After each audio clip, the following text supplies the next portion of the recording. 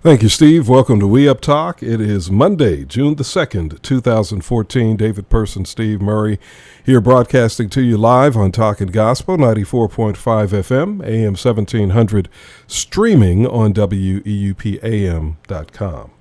Coming up later in the program, we're expecting Enrique Lang with the Fair Housing Agency of Alabama to join us. They've got a financial, there you go, Steve, a financial literacy and economic empowerment symposium coming up this week at 6:30 at the Oscar Mason Center, sponsored, of course, by the Huntsville Housing Authority. So we will look forward to talking to Enrique about that.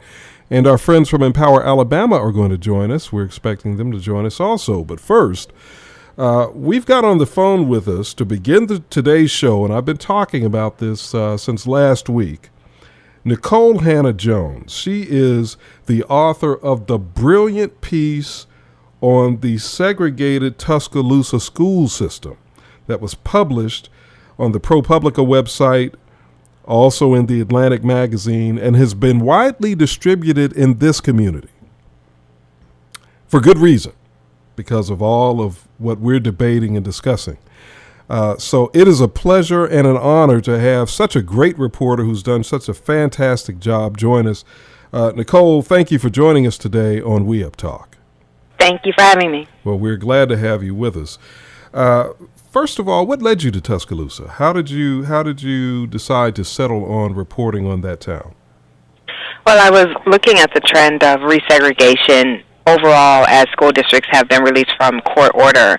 And Tuscaloosa, if you just look at the demographics, is among the most rapidly resegregating districts in the country. So I looked at kind of the top 10 and then tried to narrow down from there. And one of the things that really interested me about Tuscaloosa, which made me want to come down and learn more, was that when a federal judge had merged the Central High School or had created Central High School in 1979, that it had really created a standout high school in the state, and of course, numerically, it produced perfect integration because every student who was a public school student in the city went to that school. So I was curious as to why then, after kind of going through those battles and creating a really top-tier high school, a community would once it was released from court order, immediately break that school apart. Mm-hmm. So that's really what kind of led me to Tuscaloosa. All right, so you spent a considerable amount of time down in Tuscaloosa, which is just a few hours south of Huntsville, where I'm seated today. What did you conclude about the Tuscaloosa school system as it relates to the segregation of schools in America today? Well, I don't think that Tuscaloosa is unusual. I don't think Tuscaloosa is unusual in the South, and I don't think that it's unusual outside of the South. What was very interesting is that Tuscaloosa, like many places, the local leadership was very concerned about white flight and really willing to do almost anything to keep white parents in the district, even if that meant creating an entire feeder system of schools where a third of black kids in the city would never attend an integrated school or sit in an integrated classroom. I think that fear of white flight drives a lot of public school decision-making. Mm-hmm.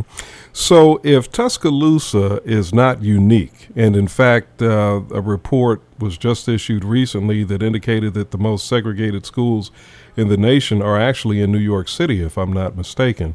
Yes. If Tuscaloosa is not unique, if this is a problem nationwide, then why has the trend been, in your assessment, why has the trend been for the federal courts to release school systems from their desegregation orders? I think there's several reasons. Beginning in the early 1990s, the Supreme Court made it much easier for districts to be released from their court orders, and in fact really laid it out that these court orders were not to be permanent, and that before there was a very, very high standard where districts had to show that they had eliminated all vestiges of the prior unconstitutional act, so all vestiges of segregation. But after the 1990s, districts only had to show that they had done so to the extent practicable, and they could make the argument that current demographics were the cause for segregation and not kind of the past practices of the district and could be released from court order. So I think that's part of it, is judges have really been charged by the court to get rid of these orders as soon as they believe that a district has done everything that it can do. But also, I think there has been a lot of fatigue. There's integration fatigue. There's this sense, you see it in judges' rulings over and over, that these cases have dragged on long enough and that it's time to put them to rest. And the Supreme Court is kind of leading in that area, too, when you have the Roberts Court really pushing this notion that we are post-racial and we shouldn't be taking race into consideration anymore, even if it is to try to provide equity. So since the end of the Civil War, we've seen cycles of forward progress that were then followed by backlash. This happened even before the turn of the century, after the Civil War, post-Reconstruction. Some would also say that while we made some steps forward in the 60s, then there began to be a regression in the 70s. It sounds as though we're experiencing a regression today. Should we as a nation be resigned to the futility of trying to create a society where equity is going to exist for people across racial lines, especially with sensitive issues like education? I wouldn't say that we should be resigned. I think you always have to be kind of pushing for those rights and then guarding those rights once they're obtained. But you're very right. Like the history of our country has been these very short bursts towards civil rights for Black Americans, and then followed by extended periods of pushback, and then a renewed fight. And as a person who studies history, what's always very fascinating to me is the way that discriminatory policies can adapt to the law and to the times. So once it was no longer okay to openly say Black students have to go here, white students have to go there, the language changes and it becomes about neighborhood schools, or it becomes about poverty, or it becomes about many other things, but often producing the same results. And I think that's what makes it more challenging, is the tactics adapt to the times, but the law many times stay the same. We're talking to Nikole Hannah-Jones. She's the author of the very well-reported piece on the ProPublica website. It's also been republished in the Atlantic magazine. Segregation Now is what it's called. She's looking at the school system in Tuscaloosa, Alabama, 3 or so hours south of here, 60 years after Brown v. Board of Education. So would you say then, as you have looked, and I've noticed that you have done quite a bit of writing on race-related topics, and you seem to be extremely well-versed in the dynamics that we're dealing with here. Would you say then that Brown v. Board of Education failed, or was it ever even given a true opportunity to be enacted? I mean, one could not say that Brown v. Board failed, right? Because before Brown, obviously in the South, there was legally mandated segregation, and there were no white children attending schools with Black children. That's not the case anymore. But Brown has also not succeeded in that it has not succeeded in eliminating all Black schools. There are plenty of all Black schools, even as we rarely see a school that would be 100% white. But also understanding that Brown's impact reached much further than the schools. I mean, it was the Brown ruling that led Rosa Parks and the NAACP to start challenging racial segregation on buses in Montgomery, and led to the larger civil rights movement. And Brown has been very successful in that way in terms of challenging segregation in other aspects of life. What's kind of sadly ironic is that we've seen the least traction in the areas that matter most to people, which is where they live and where they send their children to school. Mm-hmm. And what I'm hearing here in Huntsville, where we're in the middle of a huge fight, quite frankly, right now. Black ministers and most Black elected officials are on one side of this topic, one side of this issue, and then we have the school board, the superintendent, business leaders, the mayor of the city on the other side. And it's very much defined by race. What I'm hearing now is that is that people are really believing that to lift not only to lift the desegregation order, but even to cede any ground at all as it relates to just any kind of rezoning, to cede it to the school board, to cede it to the superintendent would be a huge mistake, because they believe it would only help to calcify and concentrate current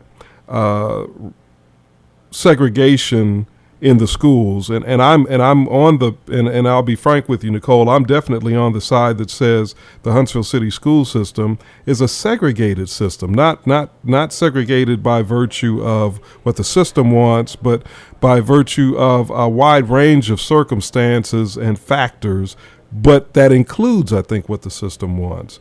Do you think there's any hope for towns like ours, cities like ours, that are currently in these struggles, regardless of what court rulings are issued? Do you think there's any hope to try to still create equity in the schools? Well, one has to believe that, as long as people are still sending their children to public schools.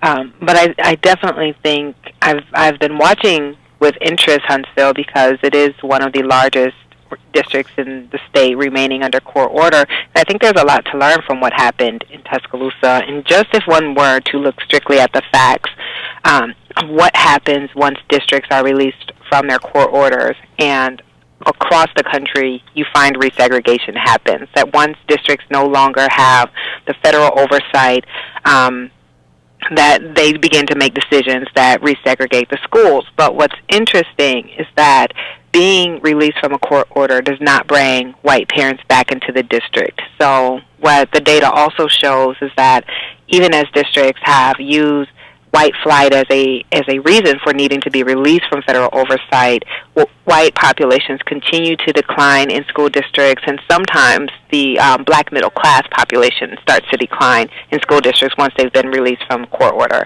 Court orders are not a magic bullet, but what they do is they do empower parents in a way that they don't have once the orders are released, because as your listeners probably know, when you're under court order, any decision that's made that could increase segregation or inequity is assumed to be unconstitutional unless the district proves otherwise. But once the district is released from court order, it can create all black schools. It can do really anything it wants, as long as no one can ever prove the school officials did so with the intent to discriminate. That's a very high burden.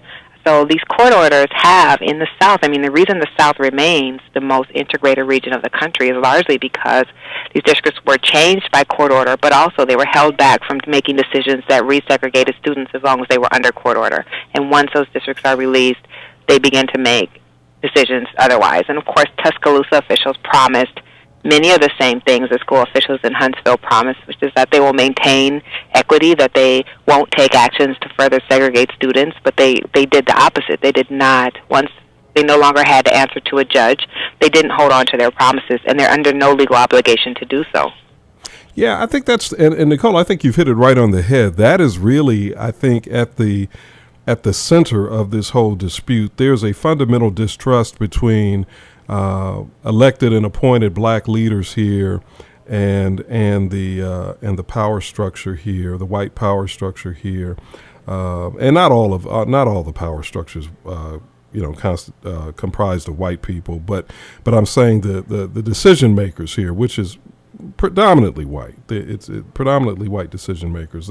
There's a fundamental distrust here, and there doesn't seem to be a way to bridge that because of what you've just said. We see the trends in other places, and it seems inevitable that eventually, if not immediately, over time, the commitment to try to create equity across the board and to address the systemic problems will just wane.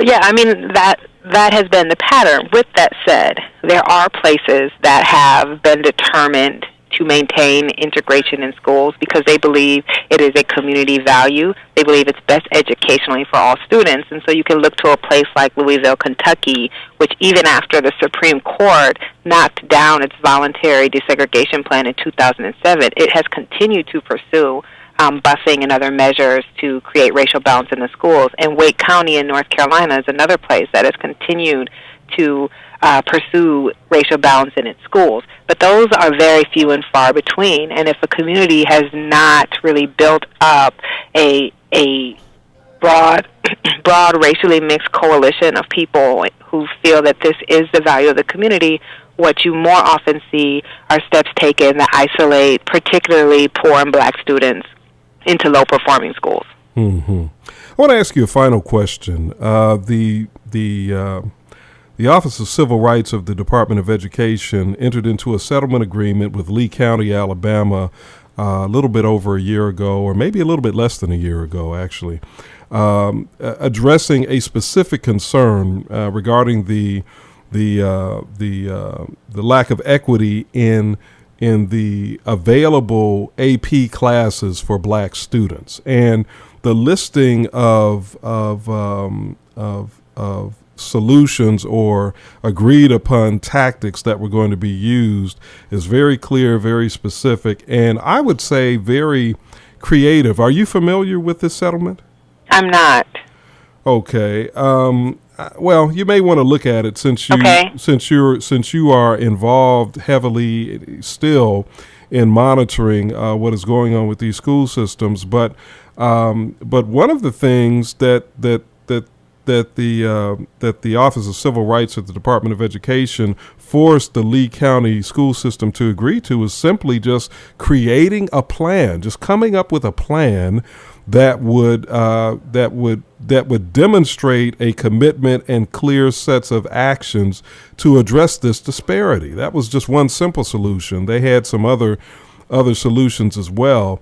What I've been saying here on this show, Nikole, is that there is a disparity. It's clear in this system in the same way on this particular issue as there was in Lee County, and a similar set of solutions could be implemented.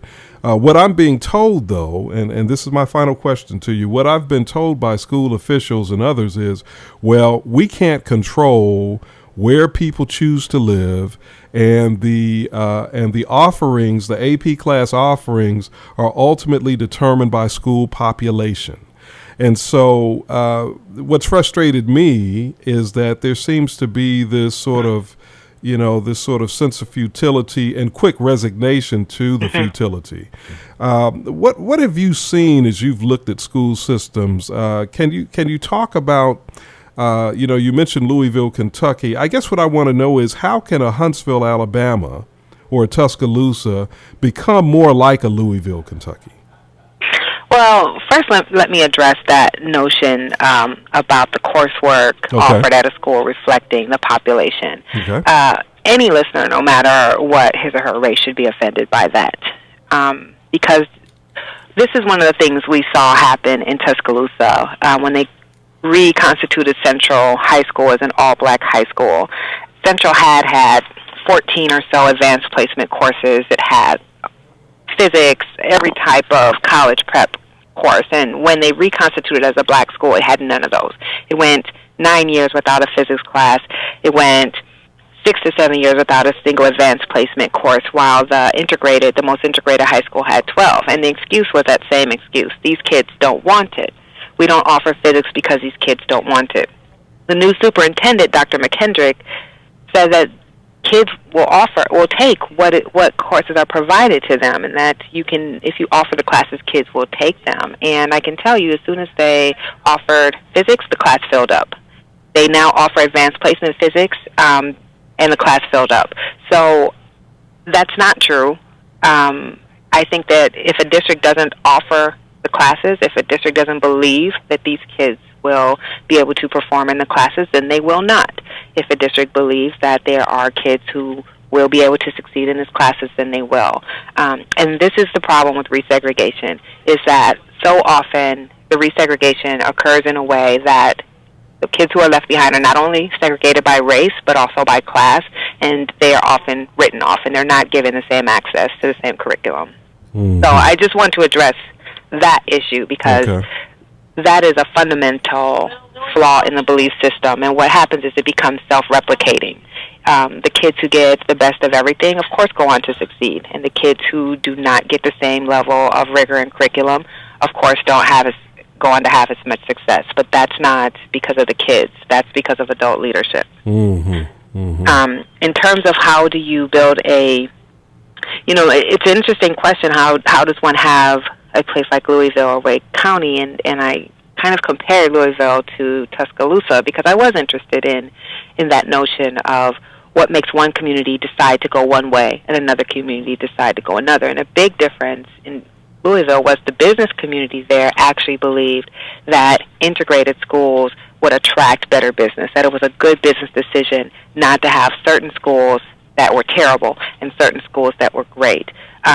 And in Tuscaloosa, they kind of took the opposite tack. The business community believed that creating kind of a cluster of elite schools was the best thing so that you could bring executives in and say, here are schools that your kids could go to. How does one develop a community that goes one way versus the other? I'm not really sure. It's an interesting question to answer. And again, it does really go back to the value that a community has, and being able to bring coalition of people together who says these are all of our children and all of our children deserve good schools, but we don't see that happening a lot.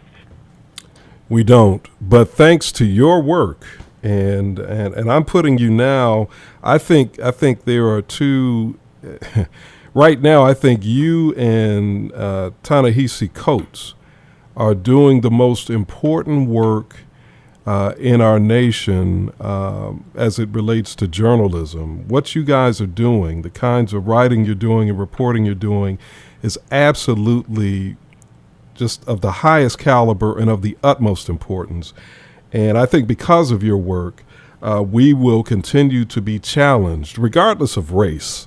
We will continue to be challenged to do better and to think more deeply about these problems. And I just want to commend you, Nikole. Thank you so much as a journalist and a broadcaster. Thank you so much for the work that you have done. And I'm going to continue to follow your work.